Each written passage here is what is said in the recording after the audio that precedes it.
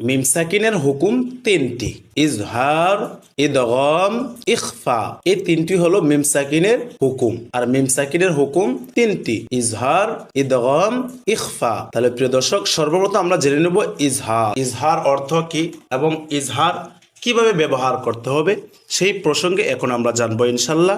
লক্ষ্য করুন, ইজহার অর্থ স্পষ্ট করিয়া পড়া। ইজহার অর্থ কি? ইজহার অর্থ স্পষ্ট করিয়া পড়া। বা ও মিম ছাড়া বাকি সবগুলো ইজহারের হরফ। এই বিষয়গুলো মনোযোগ দিয়ে লক্ষ্য করবেন এবং মুখস্থ করে ফেলবেন ইনশাল্লাহ। বা ও মিম ছাড়া বাকি সবগুলো ইজহারের হরফ। মিম সাকিনের পর বা ও মিম ছাড়া অন্য যে কোনো হরফ আসিলে উক্ত মিম সাকিনকে স্পষ্ট করিয়া পড়িতে হয়। যেমন আলাম, আলাম এভাবে গুণনা করা যাবে না, গুণনা ছাড়া স্পষ্ট করে পড়তে হবে। আলাম নাশরাহ, আলাম নাশরাহ, লাম ইয়ালিদ, লাম এই মিম সাকিনকে গুণনা করা যাবে না, গুণনা ছাড়া স্পষ্ট করে পড়তে হবে। লাম ইয়ালিদ, লাম গুণনা করা যাবে না, স্পষ্ট করে পড়তে হবে। লাম ইয়ালিদ লাকুম দিনুকুম, লাকুম কাফ মিম সাকিনকে ধরেছে, মিম সাকিন ইজহার, গুন্নাহ সারা স্পষ্ট হবে। লাকুম দিনুকুম, কাফ মিম সাকিনকে ধরেছে, মিম সাকিন ইজহার, গুন্নাহ সারা স্পষ্ট হবে। লাম ইয়ালিদ লাকুম দিনুকুম, ফালাহুম, ফালাহুম হা মিম সাকিনকে ধরেছে, মিম সাকিন ইজহার, গুন্নাহ সারা স্পষ্ট হবে। ফালাহুম আজরুন, আজরুন জিম কলকলার হরফ প্রতিধ্বনি আওয়াজ হবে।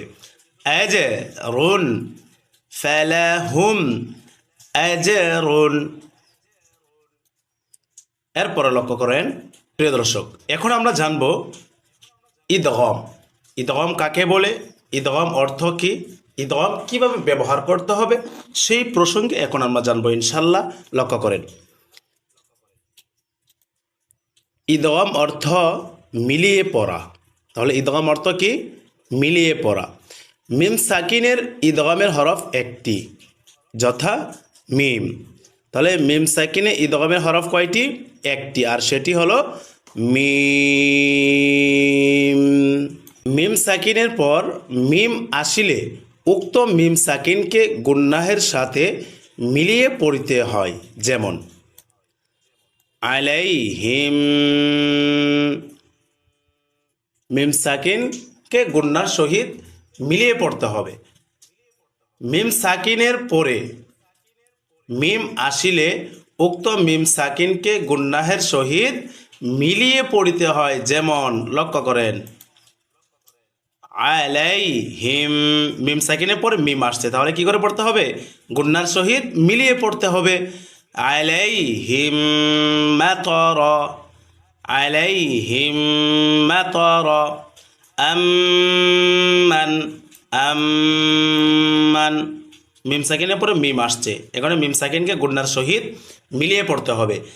আম্মান খলাক, আম্মান খলাক, হুম মুহতাদুনা, হুম মিম সাকিনের পরে মিম আসছে, মিম সাকিনকে গুন্নার সহিত মিলিয়ে পড়তে হবে। হুম মুহতাদুন, হুম মুহতাদুন। এরপরে লক্ষ্য করেন প্রিয় দর্শক, এখন আমরা জানবো ইখফা। ইখফা কাকে বলে, ইখফা অর্থ কি, ইখফা কিভাবে ব্যবহার করতে হবে এই প্রসঙ্গে এখন আমরা জানবো ইনশাল্লাহ। লক্ষ্য করেন, ইখফা অর্থ অস্পষ্ট করিয়া পড়া। তাহলে ইখফা অর্থ কি? অস্পষ্ট করিয়া পড়া। মিম সাকিনের ইখফার হরফ একটি। মিম সাকিনে ইখফার হরফ কয়টি বলেন? একটি, যথা বা। মিম সাকিনে ইখফার হরফ একটি, আর সেটি হলো বা। মিম সাকিনের পর বা আসিলে উক্ত মিম সাকিনকে অস্পষ্ট করিয়া পড়িতে হয়। যেমন কুম, মিম সাকিনকে গুন্নাহ করা যাবে না, গুন্নাহ সারা স্পষ্ট হবে। কুম কুম, এইভাবে গুন্নাহ করা যাবে না। মিম সাকিনের পরে যদি বা আসে তাহলে ওই মিম সাকিন কি করে পড়তে হবে? অস্পষ্ট করিয়া পড়িতে হইবে। যেমন কুম, মিম সাকিন গুন্নাহ হবে না, গুন্নাহ সারা স্পষ্ট হবে। কুম বিইযনিল্লাহ, কুম বিইযনিল্লাহ, এভাবে গুন্নাহ করা যাবে না।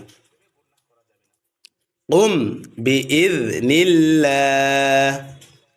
কালবুহুম, কালবুহুম, গুন্নাহ হবে না। কালবুহুম, কালবুহুম বাসিতুন, কালবুহুম বাসিতুন। এরপর দেখেন তারমিহিম, গুন্নাহ হবে না, গুন্নাহ ছাড়া স্পষ্ট হবে, অস্পষ্ট করে পড়তে হবে। তারমিহিম বিহিজারাতিন, তারমিহিম বিহিজারাতিন। এরপরে লক্ষ্য